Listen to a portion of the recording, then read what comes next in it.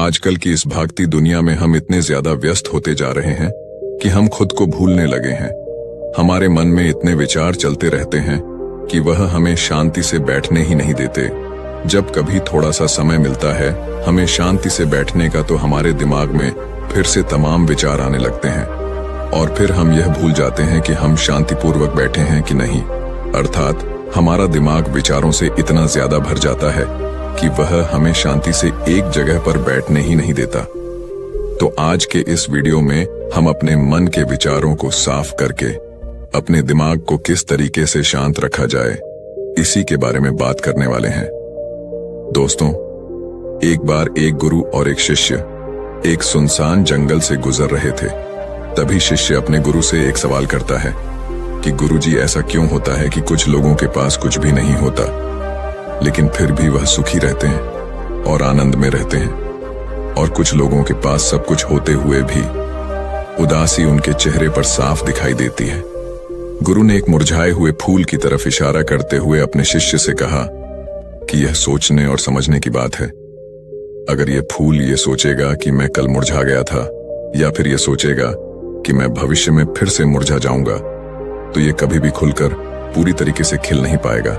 अपने सुंदर स्वरूप में यह कभी भी वापस नहीं आ पाएगा और अपनी खुशबू इस प्रकृति में कभी भी बिखेर नहीं पाएगा। इसी प्रकार इंसान अपने अतीत की यादों में खोया रहता है या फिर अपने भविष्य की करता रहता है। भविष्य के दुखों के बारे में सोचता रहता है या भूत में जो उसके साथ बुरी घटनाएं घटित हुई हैं, वह उन्हीं के बारे में सोच सोच करके वह अपने भविष्य के लिए चिंतित होता रहता है।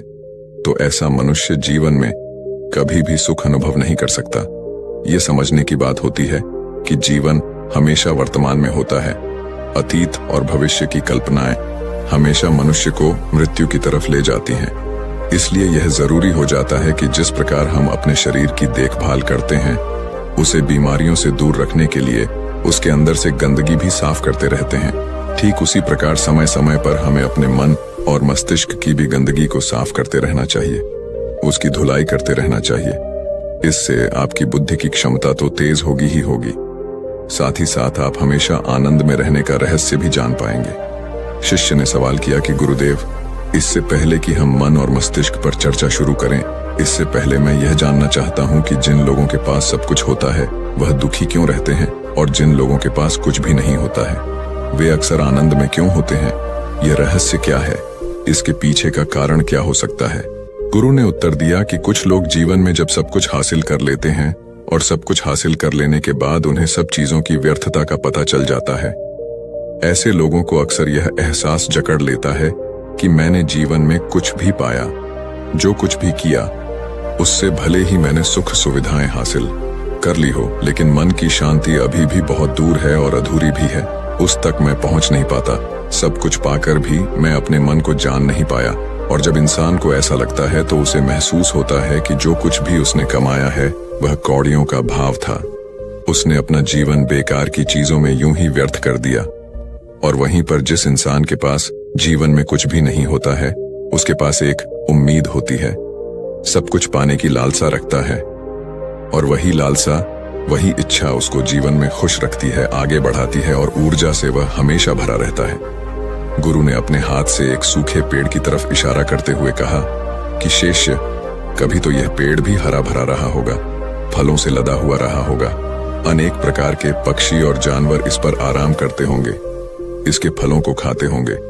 इस समय इस पेड़ को भी यह पता नहीं होगा कि एक दिन यह सूख जाएगा और उसकी हालत इतनी बदतर हो जाएगी कि यह किसी को छांव तक नहीं दे पाए, उसके ऊपर पत्ते तक नहीं रह जाएंगे। उसी प्रकार मनुष्य अपने जीवन की दौड़ में यह भूल जाता है कि जिस दौड़ में वह सबसे आगे निकलने की कोशिश कर रहा है, उसका अंतिम चरण तो मृत्यु ही है। काश वो कभी इस दौड़ से अलग हटकर यह देख पाए कि इसका अंतिम चरण उसे कहां तक पहुंचाएगा। जिस दौड़ को वह सबसे आगे निकलकर जीतने के ख्वाब देख रहा है, उसका वास्तव में अंतिम चरण मृत्यु ही है। काश वह कभी जीवन में भी हो जाता है कि उन घटनाओं को हम किसी भी तरह अपने मन की दौड़ में ठहराकर यह देख पाए कि उसका चरण क्या है और उसका परिणाम क्या होने वाला है। वो तो बहुत कुछ इकट्ठा करने में लगा हुआ है, एक दिन वह सब यहीं का यही रह जाएगा। इकट्ठा करते करते एक दिन उसका शरीर मृत्यु को प्राप्त हो जाएगा और फिर उसका शरीर आग में जलकर राख हो जाएगा। लेकिन उसके द्वारा बनाई हुई चीज सब यहीं की यहीं पड़ी रह जाएगी। लेकिन इंसान चीजों को इकट्ठा करते करते अपनी जिंदगी को जीना भूल जाता है। वह कभी ठीक से खुलकर हंस भी नहीं पाता, बस इकट्ठा करने में लगा रहता है। और इकट्ठा करते करते वह अपने सब सुख, चैन, खुशी सब कुछ खो देता है। ऐसा भी हो सकता है कि वह ऐसे कार्यों की तरफ आगे बढ़ सकता है जो उसके जीवन में आनंद पैदा करता हो, जो उसके जीवन को एक नई दिशा दे। गुरु ने कहा कि एक योगी ही होता है जो जीवन की दौड़ में ठहर जाता है, जो यह समझ लेता है कि जीवन का अंतिम चरण तो मृत्यु ही है। इसीलिए वह जीवन में सुख सुविधाएं हासिल करने की बजाय खुद के मन और मस्तिष्क को एक नए आनंद की तरफ ले जाने का प्रयास शुरू कर देता है।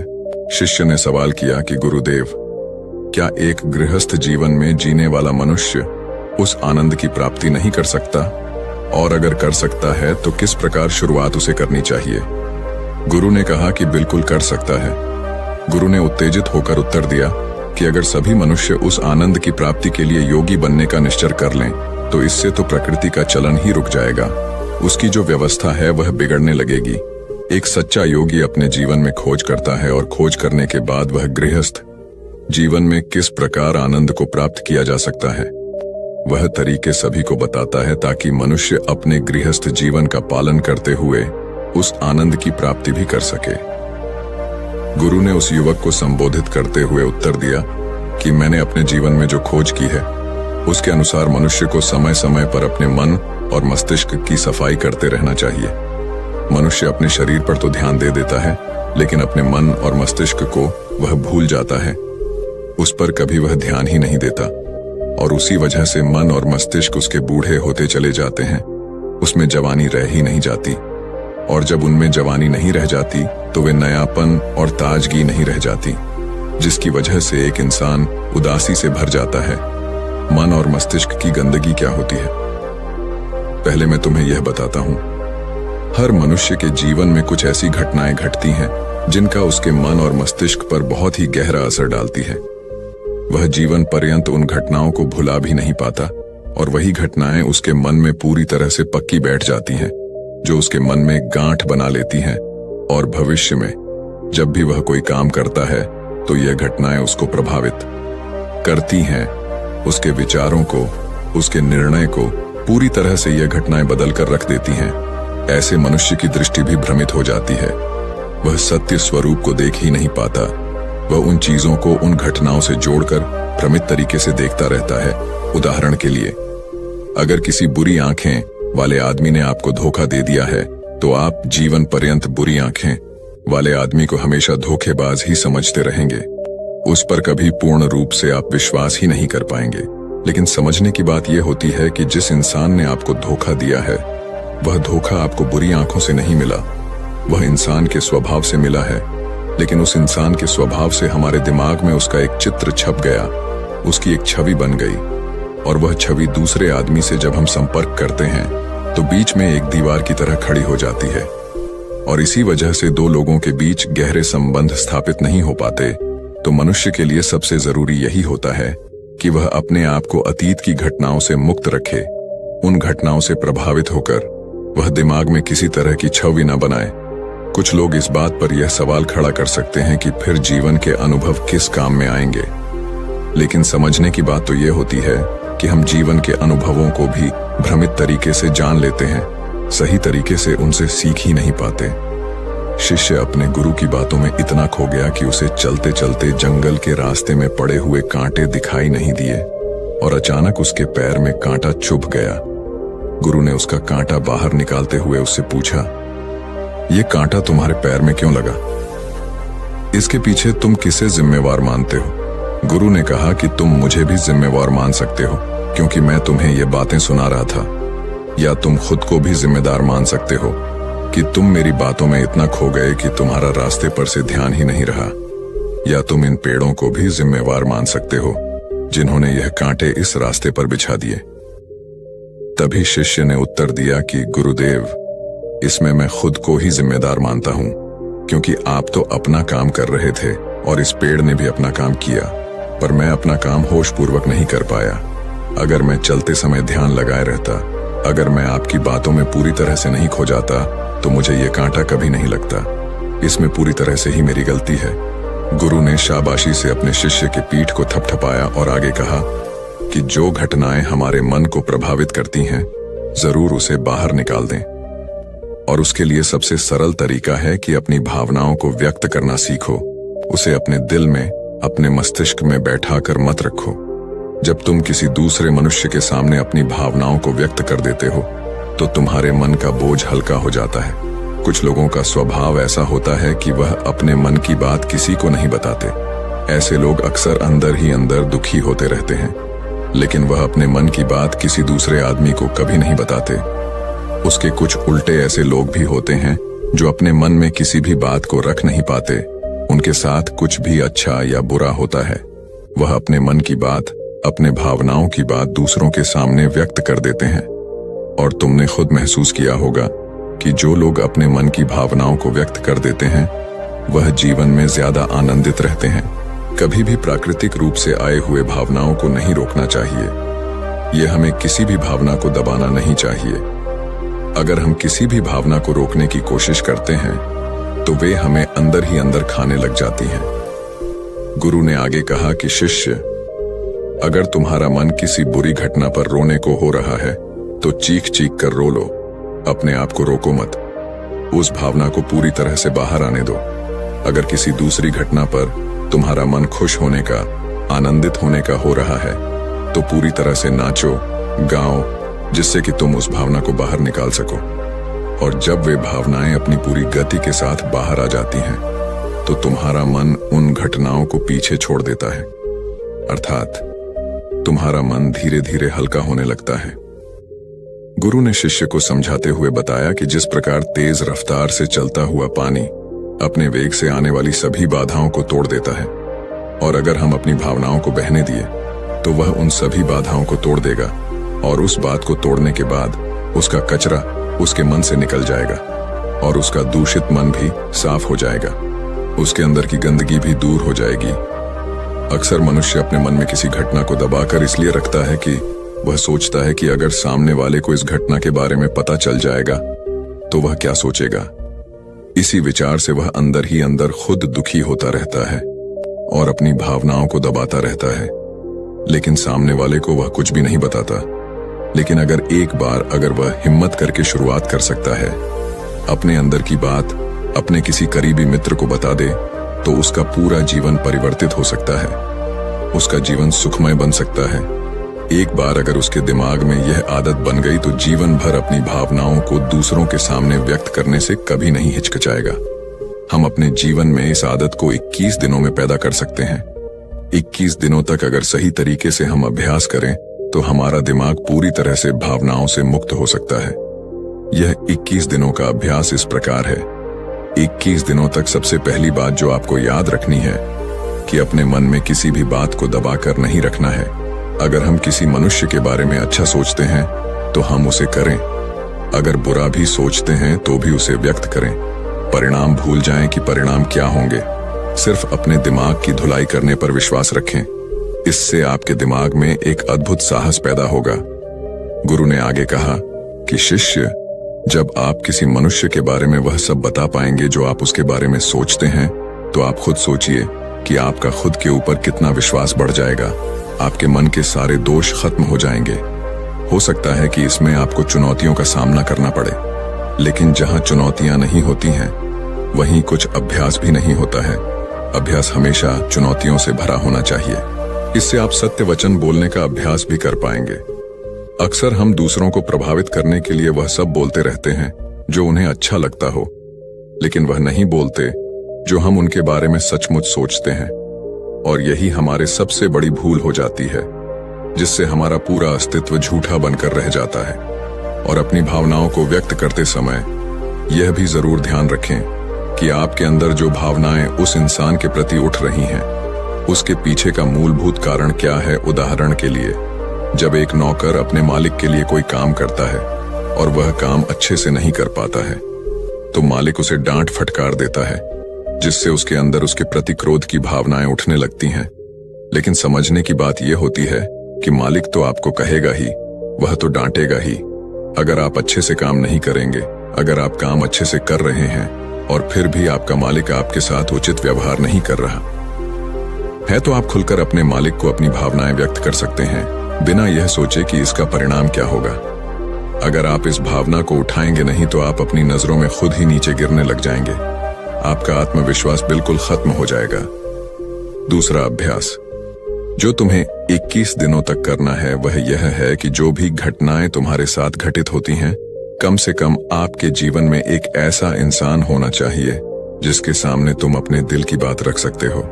चाहे अच्छी बात हो चाहे बुरी बात हो, वह सब बातें तुम बिना कुछ सोचे विचारे, बिना कुछ डर से कि वो इंसान तुम्हारे बारे में क्या सोचेगा, तुम उस इंसान को अपनी सारी बातें बता सको और वह इंसान तुम्हारी सारी बातें सुनने के बाद तुम्हारे लिए कोई छवि पैदा ना करें। ऐसे इंसान अपने जीवन में खोजो और उनके सामने अपनी सारी भावनाएं व्यक्त करने की कोशिश करो। दिन में जो कुछ भी घटित होता है, अच्छा लगता है या बुरा होता है, किसी के प्रति आकर्षण होता है, उसको एक दोस्त की तरह बताने का प्रयास करें। इससे यह पता चल जाएगा कि तुम्हारा मन घटनाओं के प्रति किस प्रकार की भावनाएं पैदा करता है। तुम अपने मन की सारी बातें कह दो ताकि तुम्हारे अंदर की भावनाएं, तुम्हारे अंदर में जो विचार उत्पन्न हो रहे हैं, वह पूरी तरह खाली हो जाएं। तीसरा अभ्यास जो तुम्हारे मन को खाली रखेगा वह है योग्य निद्रा का अभ्यास। देखते ही देखते यह चर्चा खत्म करते हुए गुरु और शिष्य उस जंगल को पार करके अपने आश्रम में पहुंच चुके थे। तो दोस्तों, उम्मीद है इस वीडियो से आपको काफी कुछ सीखने को मिला होगा, और अगर कुछ सीखने को मिला हो तो हमारे इस वीडियो को लाइक, शेयर और सब्सक्राइब जरूर कर लीजिएगा, और साथ ही कमेंट में नमो बुद्धाय जरूर लिखिएगा। धन्यवाद। अरे यह भी कोई काम है। इसके बाद उन्होंने ढेर सारे तथ्यों के साथ अपने काम को महत्वहीन बताने की कोशिश की।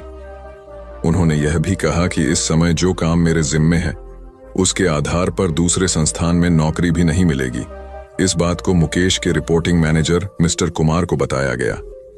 वह सुलझे हुए इंसान हैं। उन्होंने तरीके से मुकेश को समझाया कि उनका काम कैसे महत्वपूर्ण है। मिस्टर कुमार ने उनसे पूछा, मुकेश पहले अपने काम के बारे में बताइए। मुकेश ने कहा, मेरा काम यह देखना है कि हमारी कंपनी के प्रोडक्ट में कहां कहां गड़बड़ी है, उसे कैसे दूर किया जा सकता था, आगे ऐसा क्या किया जाए जिससे पुरानी खामियां फिर से सामने नहीं आए। मुकेश की बात खत्म होते ही मिस्टर कुमार ने कहा, यह जानकर अच्छा लगा कि आपको अपने काम की अच्छी समझ है। जैसा आपने कहा है उसके अनुसार आपका काम प्रोडक्ट को कैसे बेहतर बनाया जाए और उसके निर्माण के दौरान की खामियों को दूर करने से जुड़ा है। मुकेश ने हाँ में सर हिलाया। इसके बाद मिस्टर कुमार ने पूछा, जब प्रोडक्ट को लेकर इतनी बड़ी ही जिम्मेदारी कंपनी ने आपको दी है, तब आप अपने काम को महत्वहीन क्यों समझते हैं? एक आम धारणा है कि जो लोग प्रोडक्ट के निर्माण से सीधे जुड़े हैं वही मेनस्ट्रीम में काम करते हैं, लेकिन हर काम मेनस्ट्रीम का होता है। अगर ऐसा नहीं होता तो कंपनी आपके ऊपर खर्च नहीं करती। कंपनी को पता है कि आपके काम का परिणाम प्रोडक्ट पर दिखेगा। इसलिए इस बात को मन से निकालिए कि आप जो काम कर रहे हैं उसकी पूछ नहीं है। ध्यान से देखेंगे तो लगेगा कि आपका काम ही सबसे महत्वपूर्ण है। एकता और समझदारी। ऊंचे आकाश में सफेद कबूतरों की एक टोली उड़कर जा रही थी। बहुत दूर जाना था उन्हें, लंबा रास्ता था। सुबह से उड़ते उड़ते थकान होने लगी थी। सूरज तेजी से चमक रहा था। कबूतरों को भूख लगने लगी थी। तभी उन्होंने देखा कि नीचे जमीन पर चावल के बहुत से दाने पड़े थे। कबूतरों ने एक दूसरे से कहा, चलो भाई, थोड़ी देर रुककर कुछ खा लिया जाए, फिर आगे जाएंगे। एक बुजुर्ग कबूतर ने चारों ओर देखा। वहां दूर दूर तक कोई घर या मनुष्य दिखाई नहीं दे रहा था। फिर चावल के ये दाने यहां कहां से आए? बुजुर्ग कबूतर ने बाकी कबूतरों को समझाया, मुझे लगता है कि यहां कुछ गड़बड़ है, तुम लोग नीचे मत उतरो। लेकिन किसी ने भी उसकी बात नहीं सुनी। सभी कबूतर तेजी से उतरे, दाना चुगने लगे।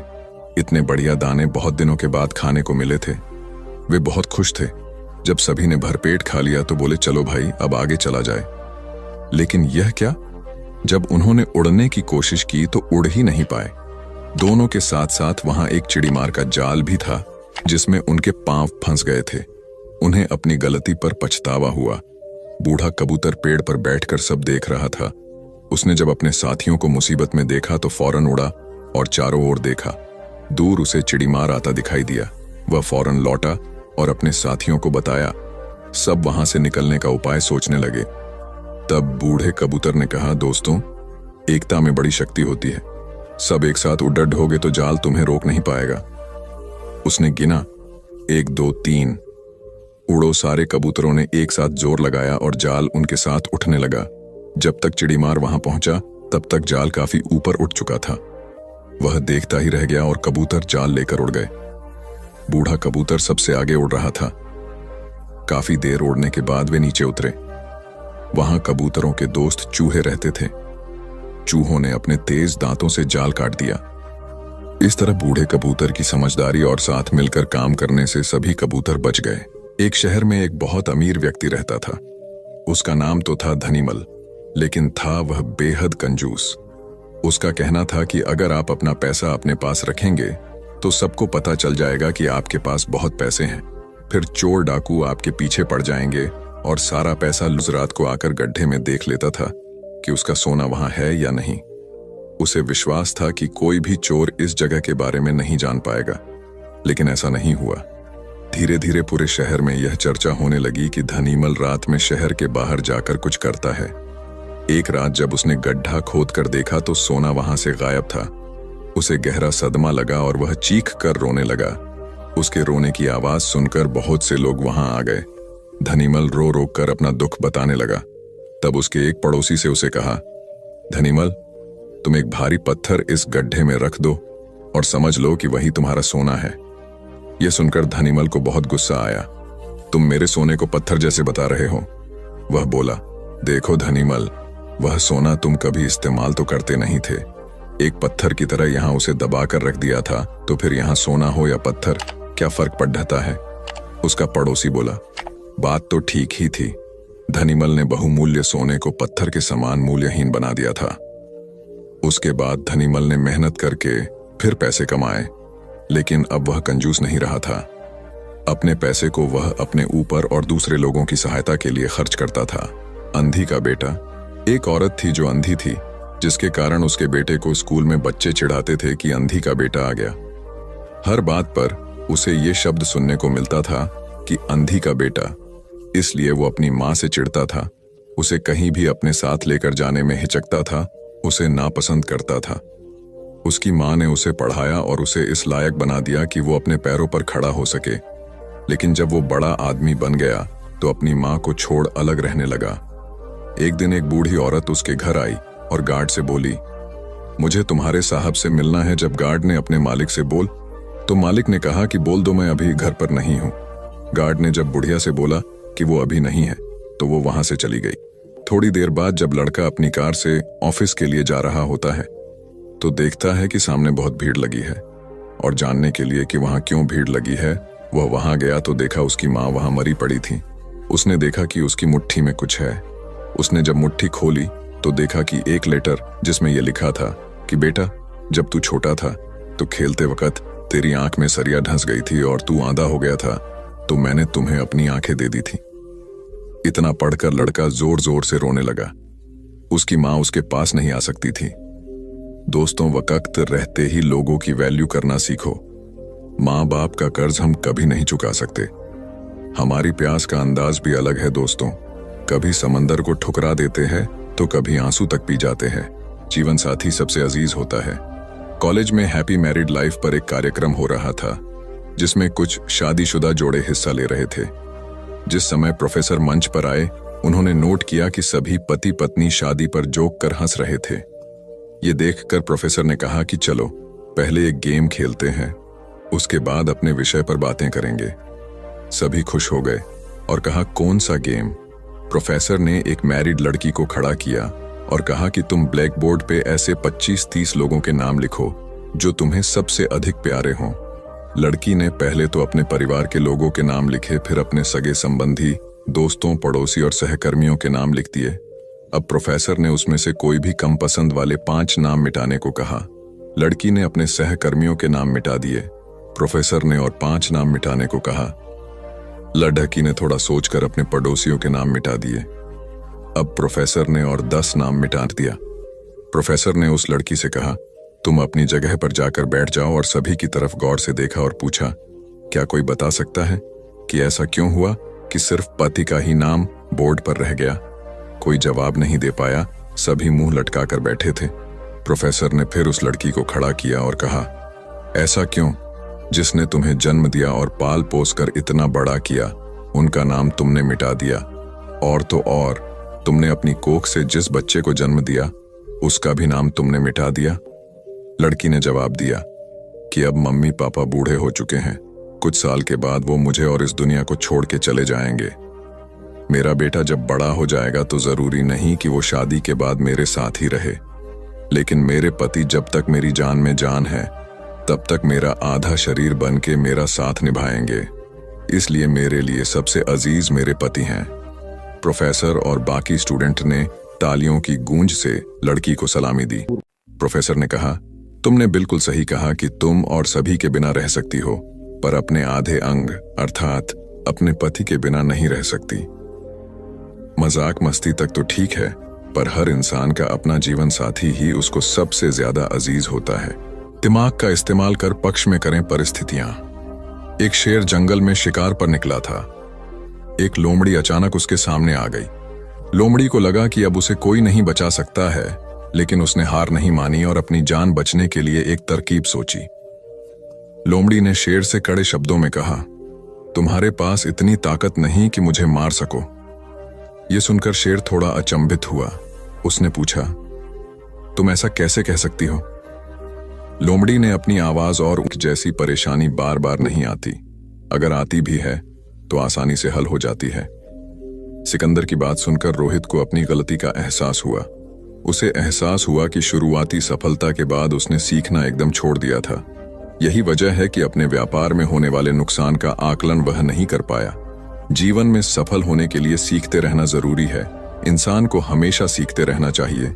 इससे उसके भीतर नकारात्मक विचार नहीं आते हैं, बल्कि उसमें सकारात्मक बदलाव आता रहता है और सफलता की सीढ़ियां चढ़ता रहता है। सीखते रहने वाले व्यक्ति को सफलता के अवसर भी ज्यादा मिलते हैं। सबसे बड़ी बात यह है कि इस तरह के व्यक्ति में अहंकार नहीं होता। जिसके मन में अहंकार होगा वह कभी सीखने का प्रयास नहीं करेगा। घमंड कुल्हाड़ी हुई निरुत्तर। एक बार कुल्हाड़ी और लकड़ी के एक डंडे में विवाद छिड़ गया। दोनों स्वयं को शक्तिशाली बता रहे थे। हालांकि लकड़ी का डंडा बाद में शांत हो गया, किंतु कुल्हाड़ी का बोलना जारी रहा। कुल्हाड़ी में घमंड अत्यधिक था। वह गुस्से में भरकर बोल रही थी, तुमने स्वयं को समझ क्या रखा है? तुम्हारी शक्ति मेरे आगे पानी भरती है। मैं चाहूं तो बड़े बड़े वृक्षों को पल में काट कर गिरा दूं, धरती का सीना फाड़कर उसमें तालाब कुआं बना दूं। तुम मेरी बराबरी कर पाओगे? मेरे सामने से हट जाओ, अन्यथा तुम्हारे टुकड़े टुकड़े कर दूंगी। लकड़ी का डंडा कुल्हाड़ी की अहंकारपूर्ण बातों को सुनकर धीरे से बोला, तुम जो कह रही हो वह बिल्कुल ठीक है, किंतु तुम्हारा ध्यान शायद एक बात की ओर नहीं गया। जो कुछ तुमने करने को कहा है बेशक तुम कर सकती हो, किंतु अकेले अपने दम पर नहीं कर सकती। कुल्हाड़ी ने चिढ़कर कहा, क्यों? मुझ में किस बात की कमी है? डंडा बोला, जब तक मैं तुम्हारी सहायता न करूं तुम यह सब नहीं कर सकती हो। जब तक मैं हत्या बनकर तुम में न लगाया जाऊं तब कोई किसे पकड़कर तुमसे ये सारे काम लेगा? बिना हत्थे की कुल्हाड़ी से कोई काम लेना असंभव है। कुल्हाड़ी को अपनी भूल का एहसास हुआ और उसने डंडे से क्षमा मांगी। कथा सार यह है कि दुनिया सहयोग से चलती है। जिस प्रकार ताली दोनों हाथों के मेल से बजती है, उसी प्रकार सामाजिक विकास भी परस्पर सहयोग से ही संभव होता है। यदि जीवन का संतुलन बिगड़ा और थकान आई तो समझ लीजिए कि बीमारी आई, और यदि वापस ऊर्जा अर्जित करने के लिए विश्राम किया जा रहा है तो ऐसी थकान वरदान भी साबित हो सकती है। इन दिनों जिस तरह की हमारी जीवन शैली है, इसमें असंतुलन बहुत अधिक है। सुबह उठने से लेकर रात को सोने तक शरीर की कुछ नियमित क्रियाएं हैं, आदमी उसे भूल गया है। गौतम बुद्ध बहुत काम करते पर कभी थकते नहीं थे। आज भी कई साधु संत उतना ही परिश्रम कर रहे हैं जितना एक कॉर्पोरेट जगत का सफल व्यक्ति करता है, और जब वे रात को सोते हैं तो पूरी बेफिक्री के साथ। बुद्ध से उनके शिष्यों ने एक बार पूछा था, आप थकते नहीं? बुद्ध का उत्तर था, जब मैं कुछ कर, ये क्रियाएं अपने आप में एक विश्राम है। करने वाला कोई और है, हम तो महज उसके हाथों की कठपुतली हैं। यह मनोभाव भी थकान को मिटाएगा। क्या दिक्कत है ऐसा सोच लेने में? महात्मा बुद्ध ज्ञान प्राप्ति के लिए घोर तप में लगे थे। उन्होंने शरीर को काफी कष्ट दिया, यात्राएं की, घने जंगलों में कठिन साधना की, पर आत्मज्ञान की प्राप्ति नहीं हुई। निराश हो बुद्ध सोचने लगे, मैंने अभी तक कुछ भी प्राप्त नहीं किया, अब आगे क्या कर पाऊंगा। निराशा, अविश्वास के इन नकारात्मक भावों ने उन्हें क्षुब्ध कर दिया। कुछ ही क्षणों के बाद उन्हें प्यास लगी। वे थोड़ी दूर स्थित एक झील तक पहुंचे। वहां उन्होंने एक दृश्य देखा कि एक नन्ही सी गिलहरी के 2 बच्चे झील में डूब गए। पहले तो वह गिलहरी जड़वत बैठी रही, फिर कुछ देर बाद उठकर झील के पास गई, अपना सारा शरीर झील के पानी में भिगोया और फिर बाहर आकर पानी झाड़ने लगी। ऐसा वह बार बार करने लगी। बुद्ध सोचने लगे कि इस गिलहरी का प्रयास कितना मूर्खतापूर्ण है। क्या कभी यह इस झील को सुखा सकेगी? किंतु गिलहरी का यह क्रम लगातार जारी था। बुद्ध को लगा मानो गिलहरी कह रही हो कि यह झील कभी खाली होगी या नहीं, यह मैं नहीं जानती, किंतु मैं अपना प्रयास नहीं छोड़ूंगी। अतः उस छोटी सी गिलहरी ने भगवान बुद्ध को अपने लक्ष्य मार्ग से विचलित होने से बचा लिया। वे सोचने लगे कि जब यह नन्ही गिलहरी अपने लघु सामर्थ्य से झील को सुखा देने के लिए दृढ़ संकल्पित है तो मुझ में क्या कमी है। मैं तो इससे 1000 गुना अधिक क्षमता रखता हूं। यह सोचकर गौतम बुद्ध पुनः अपनी साधना में लग गए और एक दिन बोधिवृक्ष तले उन्हें ज्ञान का आलोक प्राप्त हुआ। यह कथा असफलता के बावजूद प्रयासों की निरंतरता पर बल देती है। यदि हम पूर्ण होने पर बुद्ध ने उसकी तरफ देखा और उसे बहुत स्नेह से दुलारा। उनका निश्चल प्रेम देखकर सर्प का विष अमृत बन गया और यक्ष ने श्रद्धापूर्वक बुद्ध को नमन किया। कहानी का सार यह है कि मन की कलुषता पर एकाग्रता, स्नेह और संभव से ही विजय प्राप्त की जा सकती है। बौद्ध भिक्षु बोधि धर्म भ्रमण करते हुए एक गांव में पहुंचे। लोग उनका बहुत आदर करते थे। बोधि धर्म व उनके शिष्यों का ग्रामीणों ने हार्दिक सत्कार किया और फिर उनके पवित्र वचनों को सुनने के लिए उनके आसपास एकत्रित हो गए। बोधि धर्म लोगों को धर्म और आचरण विषयक अच्छी बातें सरल भाषा में समझाने लगे। तभी वहां एक व्यक्ति आया और बोधि धर्म को अपशब्द कहने लगा। उपस्थित जनसमूह ने उसे रोकने का बहुत प्रयास किया, किंतु वह नहीं माना तथा अनवरत बोधि धर्म को इस आचरण पर कदापि क्रोधित नहीं हुए और लोगों से बोले कि यह भविष्य में मेरा सबसे बड़ा भक्त बनने वाला है। लोगों ने पूछा कि कैसे? बोधि धर्म ने उत्तर दिया, कोई कुम्हार के यहां घड़ा लेने जाता है तो घड़े को बजाकर देखा जाता है कि वह फूटा हुआ तो नहीं है। जब 1-2 रुपए के घड़े को कोई इतनी परख कर सकता है तो भला जिसे गुरु मानना है उसे 10-20 गालियां दिए बगैर कैसे पहचानेगा? पहले वह परीक्षा लेगा कि गुरु में धैर्य, आक्रोश व समता भाव कितना है। यह जानने के बाद ही तो वह गुरु को स्वीकारेगा। इसलिए यह व्यक्ति मुझे निरर्थक ही अपशब्द नहीं कह रहा है और आगे चलकर वास्तव में वह व्यक्ति बोधि धर्म का सबसे बड़ा भक्त बना। किसी को शिक्षा देने से पूर्व स्वयं का आचरण भी तदनुरूप होना चाहिए, तभी गुरु का महान पद मिलता है। वस्तुतः गुरु की गुरुता तभी स्वीकारी जाती है जबकि उसमें सदाचरण के सभी लक्षण मौजूद हों। महात्मा गौतम बुद्ध के श्रावस्ती में प्रवचन चल रहे थे। प्रवचन में नित्य ही बड़ी संख्या में लोग आते और विविध महत्वपूर्ण व गंभीर विषयों पर बुद्ध से ज्ञान ग्रहण करते। बुद्ध का शिष्य वर्ग भी काफी विशाल था, जो प्रवचन स्थल की व्यवस्था संभालता और बुद्ध की सेवा में सदैव तत्पर रहता। एक बार रात के समय महात्मा बुद्ध प्रवचन दे रहे थे। सदैव की भांति काफी लोग उनके प्रवचन सुन रहे थे। एक व्यक्ति जो बुद्ध के ठीक सामने बैठा था बार बार नींद के झोंके ले रहा था। बुद्ध थोड़ी देर तक तो प्रवचन देते रहे, फिर उससे बोले, वत्स, सो रहे हो? उस व्यक्ति ने हड़बड़ाकर कहा, नहीं महात्मा। बुद्ध ने पुनः प्रवचन प्रारंभ किए। वह व्यक्ति फिर ऊँघने लगा। महात्मा ने फिर वही प्रश्न दोहराया और उसने फिर अचकचाकर नहीं महात्मा कहा। ऐसा लगभग 8-10 बार हो गया। कुछ देर बाद बुद्ध ने उससे पूछा, वत्स, जीवित हो? हर बार की तरह इस बार भी उसने कहा, नहीं महात्मा। यह सुनकर उपस्थित श्रोताओं में हंसी की लहर दौड़ गई और वह व्यक्ति पूर्णतः चैतन्य हो गया। तब बुद्ध गंभीर होकर बोले, वत्स, निद्रा में तुम्हारे मुख से सही उत्तर मिल ही गया। जो निद्रा में है वह मृतक समान ही है। महात्मा बुद्ध का संकेत था कि गुरु से ज्ञान ग्रहण करते वक्त सजगता अत्यंत आवश्यक है। गाफिल रहने की स्थिति में ज्ञान की प्राप्ति पूर्ण नहीं होती। औरत का चरा ज्ञान सदैव खतरनाक साबित होता है। कथा सिद्धार्थ के जीवन के उस दौर की है जब वे बुद्धत्व को प्राप्त नहीं हुए थे और निरंजना नदी के तटीय वनों में वृक्ष के नीचे ध्यान करते थे।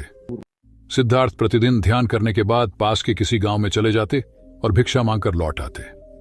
कुछ दिनों के बाद उन्होंने भिक्षाटन पर जाना बंद कर दिया, क्योंकि एक गांव के प्रधान की छोटी बेटी सुजाता उनके लिए नित्य भोजन लाने लगी। सिद्धार्थ को वह बड़े स्नेह से भोजन कराती थी। कुछ दिनों बाद उसी गांव का एक चरवाहा भी सिद्धार्थ से प्रभावित होकर उनके पास आने लगा।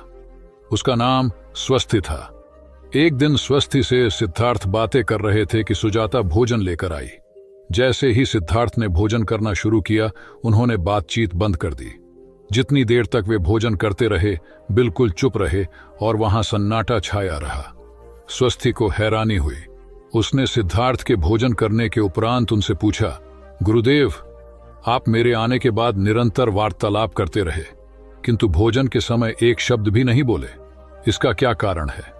सिद्धार्थ बोले, भोजन का निर्माण बड़ी कठिनाई से होता है। किसान पहले बीज बोता है, फिर पौधों की रखवाली करता है और तब कहीं जाकर अनाज पैदा होता है। फिर घर की महिलाएं उसे बड़े जतन से खाने योग्य बनाती हैं। इतनी कठिनाई से तैयार भोजन का पूरा आनंद तभी संभव है जब हम पूर्णतः मौन हों। भोजन के दौरान मैं मौन रहकर उसका पूरा स्वाद लेता हूं। वस्तुतः शांति से किया गया भोजन न केवल शारीरिक भूख को तृप्त करता है, बल्कि मानसिक आनंद और सात्विक ऊर्जा भी देता है। सम्राट अशोक संपूर्ण भारत को अपने राज्य में मिलाना चाहते थे, पर कलिंग के युद्ध में हुए रक्तपात को देखकर उन्हें अत्यधिक दुख पहुंचा। उनकी महत्वाकांक्षा ने जो तबाही मचाई थी, उसे देखकर उन्हें खुद पर ग्लानि हुई। उन्होंने देखा कि लोग दर्द से कराह रहे थे। यह सब विनाश केवल उनकी महत्वाकांक्षा से हुआ था। यह सब देखकर अशोक के मन में विनाश का पथ छोड़कर नेकी के रास्ते पर चलने का विचार जगा। अशोक की राजधानी पाटलिपुत्र थी। पाटलिपुत्र अब पटना के रूप में जाना जाता है। पटना से गया भी अधिक दूर नहीं है, जहां बोधि वृक्ष के नीचे महात्मा बुद्ध को ज्ञान प्राप्त हुआ था। बुद्ध के अष्टप्रद मार्ग, शांति व दया के संदेश ने अशोक के दिलो दिमाग में इतनी उथल पुथल पैदा कर दिया कि उन्होंने उस मार्ग को अपनाने का फैसला किया। इस पथ पर चलने से उन्होंने इतिहास में अपनी अमिट छाप छोड़ी। अशोक ने अपने पुत्र को सिलोन, अब श्रीलंका, और अन्य कई लोगों को सुदूर क्षेत्रों में दूत बनाकर भेजा। एक निर्दयी महत्वाकांक्षा एक ऐसे पवित्र उद्देश्य में बदल चुकी थी जिसमें कुछ अच्छा कर गुजरने की, करुणा और प्रेम के संदेश को चारों ओर फैलाने की इच्छा थी। करुणा केवल दया भावना मात्र नहीं है, ये आपके अंदर दूसरों की मदद करने की तीव्र इच्छा पैदा करती है। इसी भावना ने बुद्ध को भगवान और अशोक को महान बनाया। तथागत बुद्ध उन दिनों मगध प्रवास पर थे। साथ में शिष्यों का बड़ा समूह भी था। प्रतिदिन बुद्ध के प्रवचन होते, जिनका लाभ लेने के लिए बड़ी संख्या में लोग आते। इन लोगों में साधारण जन के साथ विशिष्ट हस्तियां भी शामिल रहती थीं। हालांकि बुद्ध सभी के प्रति समान रूप से प्रेम व आत्मीयता का व्यवहार रखते थे। इन लोगों में नगर सेठ का पुत्र भी था, जो बड़े ध्यान से बुद्ध के प्रवचन सुनता था। वह नित्य ही बुद्ध के शिष्यों के समक्ष बुद्ध की तारीफों के पुल बांधता और धन्य धन्य भाव से घर जाता। एक दिन प्रवचन समाप्त होने के बाद उसने किसी शिष्य से कहकर बुद्ध से मिलने की हार्दिक इच्छा प्रकट की।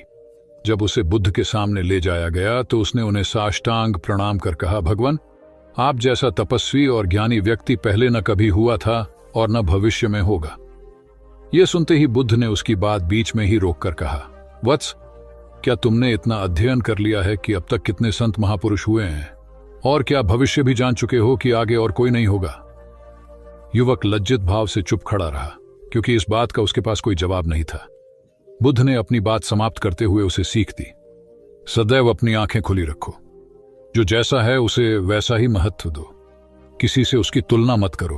कथा का सार यह है कि किसी भी क्षेत्र के अधिकारी विद्वान की स्वतंत्र रूप से प्रशंसा करना उचित है, किंतु सर्वश्रेष्ठ बताना अनुचित, क्योंकि श्रेष्ठता को व्यक्ति, समय व स्थान की सीमाओं में नहीं बांधा जा सकता। आनंद भगवान बुद्ध के प्रमुख व प्रिय शिष्य थे। उनके स्वभाव में उदारता, स्नेह व सहिष्णुता जैसे गुण शामिल थे। वे सभी के प्रति समान व्यवहार करते थे। उनकी दृष्टि में कोई छोटा या बड़ा नहीं था। एक बार आनंद कहीं जा रहे थे। रास्ते में उन्हें बड़े जोर की प्यास लगी।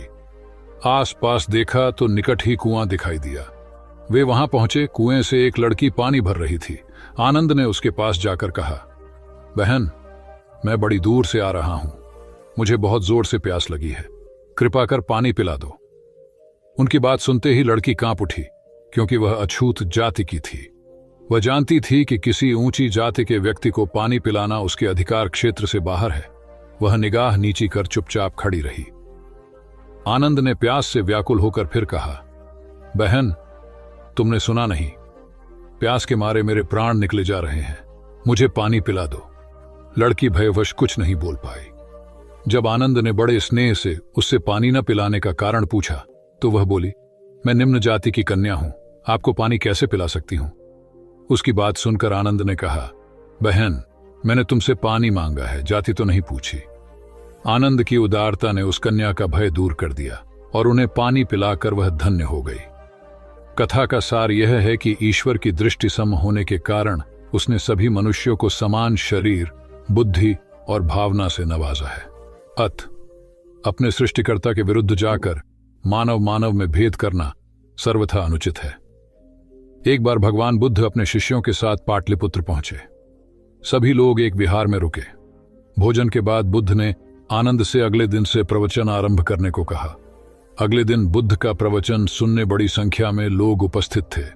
बुद्ध प्रवचन देने के बाद लोगों से मिलते, उनकी समस्याएं सुनते और नेक सलाह देते। एक दिन प्रवचन के समय बुद्ध के शिष्य आनंद ने उनसे पूछा, भंते, आपके सामने हजारों लोग बैठे हैं, बताइए कि इनमें सबसे सुखी कौन है।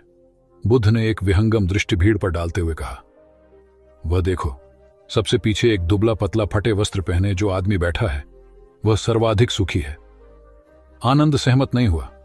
वह बोला, यह कैसे संभव है, वह तो बहुत दयनीय जान पड़ता है।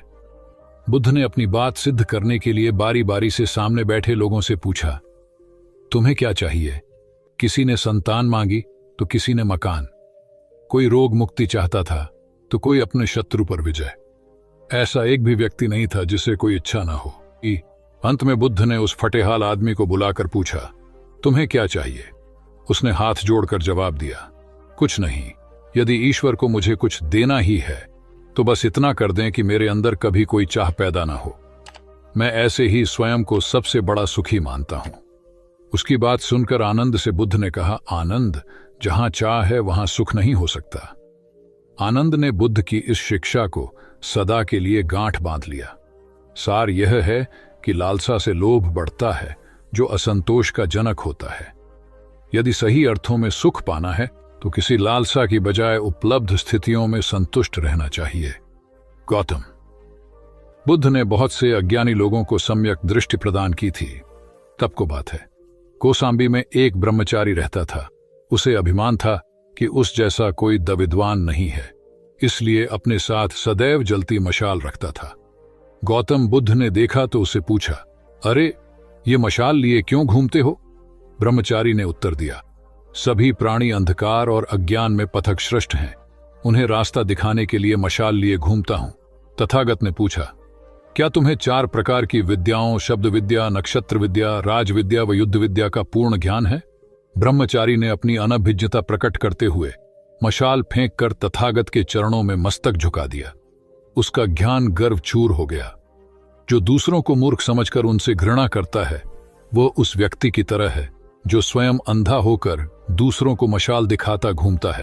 अहंकारी कभी विवेकवान नहीं हो सकता और बिना विवेक के सत असत का ज्ञान नहीं हो सकता। अंततः ऐसे विवेकांत व्यक्ति को जीवन में कोई उपलब्धि प्राप्त नहीं होती, हताशा ही हाथ लगती है। काशाय वस्त्र पहन लिए। उसने सुना, आप एकाहारी हो गए हैं, वह भी एकाहारी हो गई। आपने उत्तम पलंग पर सोना त्याग दिया है तो इसने भी त्याग दिया। आपने माला का त्याग किया, गंध का त्याग किया तो इसने भी वह सब त्याग दिया। मायके वाले इसे संदेश भेजते हैं, वे इसे ले जाना चाहते हैं, लेकिन यह यहीं रहती है, इसी कक्ष में। यह गुण की मूर्ति है। राजा स्नेह से अपनी बहू को देखते रहे। अचानक तथागत उठे, उस कक्ष से बाहर चले गए। शाक्य मुनि ने शिष्यों को शांत रहने को कहा था, लेकिन वे स्वयं उस कक्ष से बाहर चले गए। मैं हमेशा सोचता हूं, उस पल क्या हुआ होगा, उनके मन के भीतर कैसे कैसे विचार उठते होंगे। क्या संबोधि एक लघु क्षण होता है या दीर्घ क्षण। क्या संबोधि एक अनंत अभ्यास है? क्या संयम उसका गरुड़यान है? धम्मपद का 13वां श्लोक बार बार याद आता है। यथागारम दुछेन बुट्टी समति विभजति एवं अभावितम चित्तम राघो समति विभजति। घर की छत मजबूत न हो, सही तरह से उसे घास फूस से ढका न गया हो, तो बरसात के दिनों में उसमें से पानी रिसता है, घर भर में फैल जाता है। उसी तरह ध्यान और एकाग्रता हमारे व्यक्तित्व की छत है। एक दिन एक व्यक्ति बुद्ध के पास पहुंचा। वह बहुत अधिक तनाव में था। अनेक प्रश्न उसके दिमाग में घूम घूम कर उसे परेशान कर रहे थे, जैसे आत्मा क्या है, आदमी मृत्यु के बाद कहां जाता है, सृष्टि का निर्माता कौन है, स्वर्ग नरक की अवधारणा कहां तक सच है और ईश्वर है या नहीं। उसे इन प्रश्नों के उत्तर नहीं मिल रहे थे। जब वह बुद्ध के पास पहुंचा तो उसने देखा कि बुद्ध को कई लोग घेर कर बैठे हैं। बुद्ध उन सभी के प्रश्नों व जिज्ञासाओं का समाधान अत्यंत सहज भाव से कर रहे हैं। काफी देर तक यह क्रम चलता रहा, किंतु बुद्ध धैर्यपूर्वक हर एक को संतुष्ट करते रहे। बेचारा व्यक्ति वहां का हाल देखकर परेशान हो गया। उसने सोचा कि इन्हें दुनियादारी के मामलों में पड़ने से क्या लाभ, अपना भगवत भजन करें और बुनियादी समस्याओं से ग्रस्त इन लोगों को भगाए। किंतु बुद्ध का व्यवहार देखकर तो ऐसा लग रहा था मानो इन लोगों का दुख उनका अपना दुख है। आखिर उस व्यक्ति ने पूछ ही लिया, महाराज, आपको इन सांसारिक बातों से क्या लेना देना? बुद्ध बोले, मैं ज्ञानी नहीं हूं और इंसान हूं। वैसे भी वह ज्ञान किस काम का जो इतना घमंडी और आत्म केंद्रित हो कि अपने अतिरिक्त दूसरे की चिंता ही न कर सके। ऐसा ज्ञान तो अज्ञान से भी बुरा है। बुद्ध की बातें सुनकर व्यक्ति को उलझन दूर हो गई। उस दिन से उसकी सोच व आचरण दोनों बदल गए। कथा का सार यह है कि ज्ञान तभी सार्थक होता है जब वह लोक कल्याण में संलग्न हो। महात्मा बुद्ध ने युवक को सत्संग का महत्व समझाया। महात्मा बुद्ध एक गांव में ठहरे हुए थे। वे प्रतिदिन शाम को वहां पर सत्संग करते थे। भक्तों की भीड़ होती थी क्योंकि उनके प्रवचनों से जीवन को सही दिशा बोध प्राप्त होता था। बुद्ध की वाणी में गजब का जादू था। तब बुद्ध ने उसे समझाया, यदि इसी तरह उसे पानी में निरंतर डालते रहोगे तो कुछ ही दिनों में ये छेद फूलकर बंद हो जाएंगे और टोकरी में पानी भर पाओगे। इसी प्रकार जो निरंतर सत्संग करते हैं उनका मन एक दिन अवश्य निर्मल हो जाता है। अवगुणों के छिद्र भरने लगते हैं और गुणों का जल भरने लगता है। युवक ने बुद्ध से अपनी समस्या का समाधान पा लिया। निरंतर सत्संग से दुर्जन भी सज्जन हो जाते हैं, क्योंकि महापुरुषों की पवित्र वाणी उनके मानसिक विकारों को दूर कर उनमें सद्विचारों का आलोक प्रसारित कर देती है। एक आदमी को बुद्ध ने सुझाव दिया कि दूर से पानी लाते हो, क्यों नहीं अपने घर के पास एक कुआं खोद लेते? हमेशा के लिए पानी की समस्या से छुटकारा मिल जाएगा। सलाह मानकर उस आदमी ने कुआं खोदना शुरू किया, लेकिन 7-8 फीट खोदने के बाद उसे पानी तो क्या, गीली मिट्टी का भी चिन्ह नहीं मिला। उसने वह जगह छोड़कर दूसरी जगह खुदाई शुरू की, लेकिन 10 फीट खोदने के बाद भी उसमें पानी नहीं निकला। उसने फिर तीसरी जगह कुआं खोदना शुरू किया, लेकिन यहां भी उसे निराशा ही हाथ लगी। इस क्रम में उसने 8-10 फीट के 10 कुएं खोद डाले, लेकिन पानी कहीं नहीं मिला। वह निराश होकर बुद्ध के पास गया। उसने बुद्ध को बताया कि मैंने 10 कुएं खोद डाले, मगर पानी एक में भी नहीं निकला। बुद्ध को आश्चर्य हुआ। वे स्वयं चलकर उस स्थान पर आए जहां उसने 10 गड्ढे खोदे हुए थे।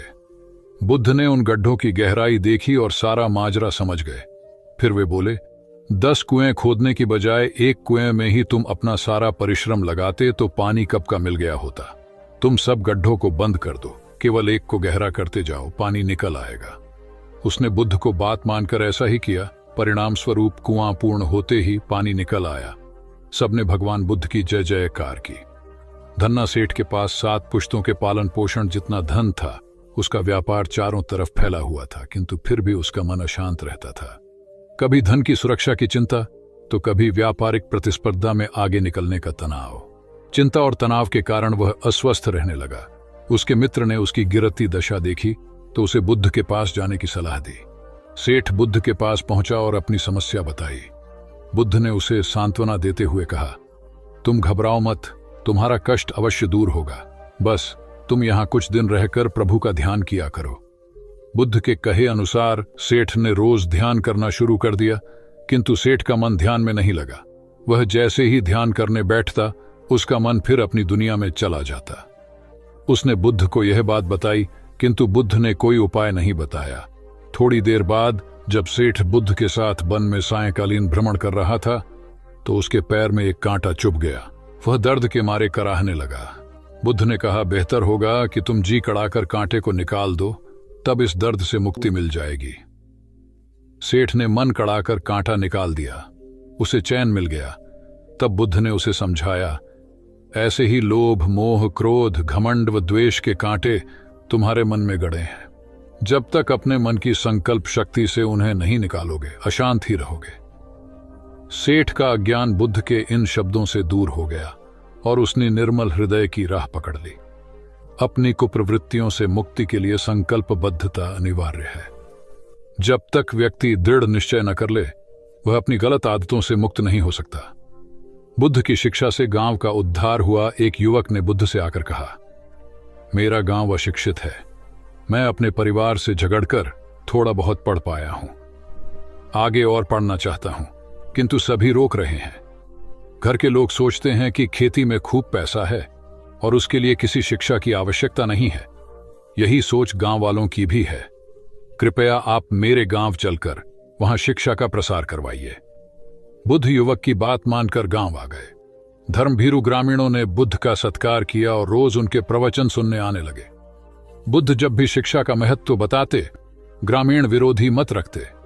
एक दिन एक महिला अपने 5 साल के बच्चे के लिए पूछने लगी कि उसे किस उम्र से शिक्षा दिलवाए। तब बुद्ध ने समझाया कि तुम्हें तो 5 वर्ष पूर्व उसकी शिक्षा शुरू कर देनी थी। उसे क्या खाना है, क्या नहीं, कैसे क्या बोलना है आदि बातें शुरू से सिखाओगी, तभी तो वह अपना उचित ख्याल रख सकेगा। बुद्ध की यह बात महिला सहित सभी ग्रामीणों को समझ में आ गई। उन्होंने अपने बच्चों को विद्यालय भेजना शुरू किया। यह समय वर्षा का था। युवक ने लोगों को जल संग्रहण की तकनीक बताई। अधिकांश ने उपहास किया, किंतु युवक अपना काम करता रहा। बुद्ध का सहयोग प्राप्त था, इसलिए किसी ने उसका खुलकर विरोध नहीं किया। जब गर्मी में भीषण जल संकट के कारण फसलें सूखने लगीं, तो युवक ने कुएं खुदवाए, जिनमें जल संग्रहण की तकनीक के कारण खूब पानी निकला। ग्रामीण अब शिक्षा का महत्व समझ चुके थे। धीरे धीरे संपूर्ण गांव शिक्षित हो गया। ज्ञान हर उम्र में अर्जित किया जा सकता है। यही ज्ञान हमें जीवन में आने वाली समस्याओं के समाधान की राह सुझाता है। एक गांव में 2 भाई रहते थे जो अपनी शैतानियों के लिए कुख्यात थे। उन्हें दूसरों को परेशान करने में बड़ा आनंद आता था। वे हर समय किसी न किसी को परेशान करने में लगे रहते थे। गांव के लोगों के साथ साथ उनके माता पिता भी उनकी ऐसी हरकतों के कारण बहुत दुखी थे। जब गांव का कोई व्यक्ति उनके माता पिता के पास उनकी शिकायत लेकर आता, तो वे दोनों को बहुत समझाते, किंतु दोनों भाइयों के कानों पर जूं तक नहीं रेंगती। एक दिन उनकी मां गांव में आए हुए महात्मा बुद्ध के पास गई और अपने बच्चों में किसी भी तरह ईश्वर का भय भर देने का आग्रह किया, ताकि वे लोग शैतानी से बाज आए। महात्मा बुद्ध ने मां से दोनों को एक एक करके उनके पास भेजने को कहा। मां ने अपने पहले लड़के को महात्मा बुद्ध के पास भेजा। वह जाकर महात्मा बुद्ध के पास बैठ गया। महात्मा बुद्ध ने उससे पूछा, ईश्वर कहाँ है? लड़के की कुछ समझ में नहीं आया और उसने कोई उत्तर नहीं दिया। तब महात्मा बुद्ध ने दोबारा यही सवाल कड़क कर पूछा, तो डर के मारे लड़का वहां से तेजी से भागा और भागते हुए अपने भाई के पास जा पहुंचा तथा बोला, भाई, तुम्हें पता है ईश्वर खो गया है और सब लोग इसके लिए हमें ही जिम्मेदार समझ रहे हैं। छोटा भाई भी इतना बड़ा आरोप सुनकर डर गया और उस दिन से दोनों ने शैतानी करना छोड़ दिया। कथा का सार यह है कि जब सीधे मार्ग से सुधार की राह न मिले तो टेढ़े मार्ग का सहारा लेना ही सर्वथा उचित है। सेठ ने बुद्ध से जाना, सच्चा संपन्न होना। एक सेठ निसंतान था। अपार संपत्ति का मालिक होने के बावजूद सेठ का लोभ बरकरार था। संतान न होने का दुख उसे बहुत था और इस कारण वह न जाने कितने फकीर, बाबा और पंडितों के दर पर माथा टेक चुका था, किंतु नतीजा शून्य रहा। एक बार सेठ के नगर में बुद्ध का आगमन हुआ। सेठ ने उनकी बहुत ख्याति सुनी तो अगले ही दिन उनसे मिलने पहुंचा। बुद्ध को अपनी निसंतानता के विषय में बताया तो उन्होंने सेठ के सिर पर हाथ रखकर हार्दिक आशीर्वाद दिया। संयोग की बात कि कुछ ही समय बाद सेठ को संतान सुख प्राप्त हो गया। वह बुद्ध के प्रति आभार भाव से भर उठा। सोचने लगा कि बुद्ध के प्रति उपकार कैसे जताए। विचार करने के उपरांत उसने एक बक्से में बेशकीमती हीरे जवाहरात रखे और बुद्ध के पास पहुंचा। बुद्ध को प्रणाम निवेदित कर सेठ बोला, महाराज, आपकी कृपा से मुझे संतान का मुख देखने को मिला। मैं आपके लिए कुछ करना चाहता हूं। सो यह तुच्छ भेंट लाया हूं। बुद्ध ने हीरे जवाहरात देखते ही अस्वीकार कर दिए। उन्होंने कहा, मेरे लिए धन व्यर्थ है, इसे तुम ही रखो। जब सेठ अधिक आग्रही हुआ तो बुद्ध बोले, मैं निर्धनों से दान नहीं लेता। आश्चर्यचकित सेठ ने कहा, पर मैं तो निर्धन नहीं हूं, अपार धन संपत्ति मेरे पास है। मेरी तिजोरियां सोने चांदी गहनों व जवाहरातों से भरी हुई हैं। रात दिन परिश्रम कर मैं इस संपत्ति को दिन दूनी रात चौगुनी कर रहा हूं, फिर मैं निर्धन कैसे हूं? तब बुद्ध ने समझाया, इसका आशय यह है कि तुम अपनी वर्तमान संपत्ति से तृप्त नहीं हो, और अतृप्त व्यक्ति निर्धन ही तो होता है, क्योंकि सच्चा संपन्न तो वह है जो तृप्त हो। बुद्ध की बातों ने सेठ की आंखें खोल दी। संतोष सबसे बड़ा धन और संतोषी सर्वाधिक धनी होता है, क्योंकि इच्छाओं का अंत निर्लिप्तता की परम सुखमय अवस्था को लाता है। एक बार गौतम बुद्ध से अभय राजकुमार ने प्रश्न किया कि क्या श्रमण गौतम कभी कठोर वचन कहते हैं। उसने सोच रखा था कि नहीं कहने पर वह बताएगा कि एक बार उन्होंने देवदत्त को नरकगामी कहा था, और यदि हां कहे तो उसने पूछा, जा सकता है कि जब आप कठोर शब्दों का प्रयोग करने से स्वयं को रोक नहीं पाते, तब दूसरों को ऐसा उपदेश कैसे देते हैं। बुद्ध ने अभय के प्रश्न का आशय जान लिया। उन्होंने कहा, इसका उत्तर न तो हां में दिया जा सकता है और न नहीं में। अभय की गोद में उस समय एक छोटा बालक था। उसकी ओर इशारा करते हुए बुद्ध ने पूछा, राजकुमार, यदि दाई के अनजाने में यह बालक अपने मुख में काठ का टुकड़ा डाल ले, तब तुम क्या करोगे? मैं उसे निकालने का प्रयास करूंगा। यदि वह आसानी से न निकल सकता हो तो बाएं हाथ से उसका सिर पकड़कर दाहिने हाथ की उंगली को टेढ़ा करके उसे निकालूंगा। यदि खून निकलने लगे तो भी मेरा यही प्रयास रहेगा कि वह काठ का टुकड़ा किसी न किसी तरह बाहर निकल आए। ऐसा क्यों? इसलिए कि भंते, इसके प्रति मेरे मन में अनुकंपा है। राजकुमार, ठीक इसी तरह तथागत जिस वचन के बारे में जानते हैं कि यह मिथ्या या अनर्थकारी है और उससे दूसरों के हृदय को ठेस पहुंचती है, तब उसका वे कभी उच्चारण नहीं करते। पर इसी तरह जो वचन उन्हें सत्य और हितकारी प्रतीत होते हैं तथा दूसरों को प्रिय लगते हैं, उनका वे सदैव उच्चारण करते हैं। इसका कारण यही है कि तथागत के मन में सभी प्राणियों के प्रति अनुकंपा है। भगवान बुद्ध देव और मनुष्यों के शास्ता थे, परंतु सबसे पहले वह मनुष्य थे। मनुष्य बढ़कर देवता बनता है, यह प्राचीन मान्यता थी। आज भी हम मनुष्यत्व के ऊपर देवत्व की बात करते हैं, परंतु बुद्ध ने इस क्रम को पलट दिया। उन्होंने कहा, यह जो मनुष्यता है वही देवताओं का सुगति प्राप्त करना कहलाती है। देवता जब सुगति प्राप्त करता है तब वह मनुष्य बनता है। देवताओं में विलास है, राग द्वेष ईर्ष्या और मोह भी वहां है। निर्वाण की साधना वहां नहीं हो सकती। इसके लिए देवताओं को मनुष्य बनना पड़ता है। मनुष्यों में ही देव पुरुष का आविर्भाव होता है, जिनको देवता नमस्कार करते हैं। मानवता धर्म का उपदेश देने वाले बुद्ध स्वयं मानवता के जीते जागते रूप थे। यहाँ उनके जीवन से संबंधित खुद प्रसंग दिए जाते हैं, जिनसे उनके व्यक्तित्व में बैठी हुई गहरी मानवता का दर्शन होता है। भगवान का परिनिर्वाण होने वाला है। रात का पिछला पहर है। भिक्षु उनकी शैया को घेरे बैठे हैं। बुद्ध उन्हें उपदेश दे रहे हैं, कह रहे हैं, भिक्षुओं, बुद्ध धर्म और संघ के विषय में कुछ शंका हो तो पूछ लो। पीछे मलाल मत करना कि भगवान हमारे सामने थे पर हम उनसे कुछ पूछ न सके। कोई शिष्य नहीं बोलता। भगवान 3 बार कहते हैं, पर कोई भिक्षु कुछ पूछने को नहीं उठता। भगवान को शंका होती है कि कहीं वे उनके गौरव का विचार करके पूछने में संकोच तो नहीं कर रहे। इसलिए वह कहते हैं, शायद भिक्षुओं, तुम मेरे गौरव के कारण नहीं पूछ रहे। जैसे मित्र मित्र से पूछता है, वैसे तुम मुझसे पूछो। बुद्ध अपने शिष्यों की समान भूमिका पर आ जाते हैं। उनकी यह विनम्रता मनुष्य धर्म की आदर भूमि है। बुद्ध ने अपने को भिक्षुओं का कल्याण मित्र कहा है, जो उनकी मानवीय सहृदयता और विनम्रता को सूचित करता है। एक दूसरा दृश्य भी उसी समय का है। चंद करमार पुत्र के यहाँ बुद्ध ने अंतिम भोजन किया था। उसके बाद ही उन्हें खून गिरने की कड़ी बीमारी हो गई थी, जो उनके शरीरांत का कारण बनी। बुद्ध को उसके हृदय का बड़ा ध्यान था। भक्त उपासक को यह अफसोस हो सकता था कि उसका भोजन करके ही भगवान का शरीर छूट गया। इसलिए आखिरी सांस लेने से पहले उन्होंने आनंद को आदेश दिया, आनंद, चंद करमार पुत्र की इस चिंता को दूर करना और कहना, आयुष्मान तूने बद्धा लाभ कमाया कि मेरे भोजन को करके तथागत परिनिर्वाण को प्राप्त हुए। जिसके हृदय में अगाध करुणा थी वह ऐसा क्यों न कहता।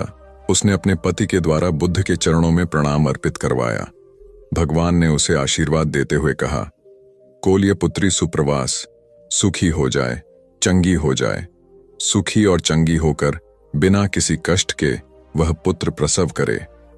ब्राह्मणों के साथ भी उनकी पूरी सहानुभूति थी, जैसे कि विश्व के सभी प्राणियों के साथ उनकी पूरी सहानुभूति थी। बावरी नामक ब्राह्मण के एक शिष्य ने जब अपने गुरु की ओर से भगवान के चरणों में प्रणाम निवेदन किया तो भगवान ने आशीर्वाद देते हुए कहा, शिष्यों सहित बावरी ब्राह्मण सुखी हो। माणवक, तुम भी सुखी हो, चिरजीवी हो। बुद्ध के पास छोटा बड़ा जो भी जाता था वह उससे कहते थे, आओ तुम्हारा स्वागत है। भगवान अपनी अंतिम यात्रा में पावा और कुसीनारा के बीच जा रहे थे। रास्ते में उन्हें पुक्कुस मल्लपुत्र नामक व्यापारी मिला। उसने उन्हें एक दुशाला भेंट किया, परंतु भगवान उसे अकेले कैसे आड़ते। वह अपने शिष्य आनंद को सम्मानित करना चाहते थे। उन्होंने कहा, पुक्कुस, दुशाले के एक भाग को मुझे ओढ़ा दे, दूसरे को आनंद को। पुक्कुस ने ऐसा ही किया। भूल करने वालों के प्रति भी बुद्ध की अनुकंपा का पार न था। एक बार एक ब्राह्मण ने भगवान को वेरंजा में वर्षावास करने का निमंत्रण दिया। भगवान वहां गए, लेकिन वह ब्राह्मण बहुधंधी था। उसने उनकी कुछ भी सुध बुध नहीं ली। बुद्ध को बड़ा कष्ट हुआ। उन्हें 3 महीने तक कुटा हुआ जौ रोज खाना पड़ रहा, क्योंकि उस समय वेरंजा में अकाल पड़ रहा था और वह भी उनको और उनके शिष्यों को घोड़ों के व्यापारियों से मिलता था। इतना होने पर भी वर्षावास की समाप्ति पर भगवान बुद्ध अन्यत्र जाने से पूर्व वेरंजा जाकर ब्राह्मण को आशीर्वाद देना नहीं भूले। भगवान बुद्ध के जीवन में ऐसी अनंत घटनाएं मिलती हैं। उनमें हमें उनकी मानवता के दर्शन होते हैं। उनके जीवन में कोमलता की पराकाष्ठा थी और उनकी वाणी में अपर्वु माधुर्य था जो सबको अपनी ओर खींचता था। उनके मुंह से क्रोध भरा शब्द कभी नहीं निकलता था। वह मनुष्य थे, परंतु मनुष्य की दुर्बलताओं से ऊपर उठ चुके थे। उनके व्यक्तित्व में मानवता की शुभ ज्योत्सना धर्म की स्थिति बनकर एक राजा ने अपने पुरुषार्थ से राज्य को समृद्ध बना दिया था। राज्य में रण बड़ी सुखी थी, क्योंकि वह प्रत्येक वर्ग के हितों को ध्यान में रखकर काम करता था। जब राजा वृद्ध हुआ तो उसे योग्य उत्तराधिकारी को चिंता सताने लगी, क्योंकि उसे लगता कि योग्य उत्तराधिकारी के बिना सुव्यवस्था अव्यवस्था में बदल जाएगी और प्रजा की परेशानी बढ़ जाएगी। हालांकि राजा का एक बेटा था, किंतु वह अत्यधिक आलसी और कर्महीन था। वह स्वयं को मालिक समझता और शेष सभी को अपना गुलाम। यह अहंकार उसके आचरण में सदैव झलकता था। राजा उसे सुधारने के उद्देश्य से बुद्ध के आश्रम में छोड़ आया। बुद्ध ने अगले ही दिन राजकुमार को आदेश दिया, वत्स, यहां से 5 कोस पर एक जंगल है। तुम वहां जाकर फूलों के कुछ पौधे ले आओ और उन्हें आश्रम के अहाते में लगा दो। यह सुनते ही राजकुमार को बड़ा क्रोध आया, क्योंकि उसने तो आदेश देना ही सीखा था। चूंकि उसके पिता ने बुद्ध को बात मानने को कहा था, इसलिए वह मन मारकर जंगल गया और फूलों के पौधे लाकर आश्रम में लगा दिए। राजकुमार ने उन्हें सींचा और जानवरों से बचाने के लिए उनकी रात दिन रखवाली की। कुछ महीनों में सारा आश्रम भांति भांति के सुंदर फूलों से खिल उठा। राजकुमार अपनी मेहनत का ऐसा फल देखकर बहुत प्रसन्न हुआ। बुद्ध ने उसे शाबाशी देते हुए समझाया, वत्स, याद रखो, जो सोता है उसका भाग्य भी सो जाता है और जो चलता है उसका भाग्य निरंतर उसके साथ चलता है। अब राजकुमार कर्मठ बन चुका था। राजा को अपना योग्य उत्तराधिकारी मिल गया था। कर्म सफलता की कुंजी है, अतः सदैव